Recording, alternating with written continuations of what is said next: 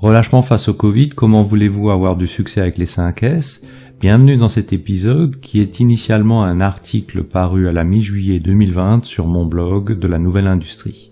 Le relâchement rapide de la discipline, du port du masque et des gestes barrières, malgré la persistance de la menace Covid-19, en dit long sur la difficulté de déployer et de maintenir les 5S. En effet, si ces mesures sont fréquemment qualifiées de bon sens, la démonstration que celui-ci n'est pas commun est faite à nouveau de manière éclatante. Au plus fort du confinement, les citoyens se sont disciplinés, par crainte de l'infection peut-être, par crainte des sanctions sûrement. Dès que la pression relâche, la discipline relâche de même, et selon une habitude bien française, les attitudes déviantes et potentiellement dangereuses trouvent leurs avocats. N'est-ce pas surprenant, voire choquant, qu'un membre du corps médical excuse au journal télévisé ces pauvres citoyens qui ont subi le confinement et quelques jours de chaleur et s'empressent de se libérer des contraintes sans considération pour autrui.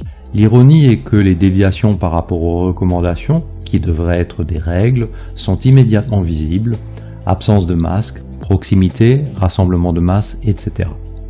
S'il paraît évident que le port du masque, la distanciation et les gestes barrières sont des mesures prophylactiques qui protègent soi-même et les autres, cette évidence est loin d'être partagée et admise par le plus grand nombre. D'où mon agacement chaque fois que j'entends « c'est du bon sens », car celui-ci est loin d'être aussi commun qu'on pourrait le penser. Comment voulez-vous avoir du succès avec les 5S dès lors que les citoyens, et ceux-ci de tout pays, s'empressent d'ignorer les règles du savoir-vivre en commun dès que la pression autoritaire se relâche, que dans la vie quotidienne ils traversent les rues hors des passages avec leurs enfants, n'attendent pas le petit bonhomme vert que les enfants voient bel et bien rouge, comment voulez-vous avoir du succès avec les 5S ? Les 5S sont des règles du vivre en commun pour un environnement de travail sécurisé et apte à un travail de qualité et efficient, que les employés peuvent en grande partie définir eux-mêmes.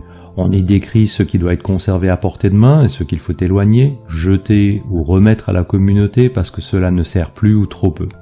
On organise le classement et le rangement pour que tous s'y retrouvent, on nettoie, tient propre et évite de salir. On formalise tout ça pour que les nouveaux arrivants puissent s'y conformer et que les oublieux puissent les remémorer. Enfin, on cherche à améliorer tout cela en refaisant quelques tris, rangements, débarras et revues de règles périodiquement. C'est pas sorcier, que du bon sens, c'est pourtant diablement difficile à déployer et maintenir dans les entreprises.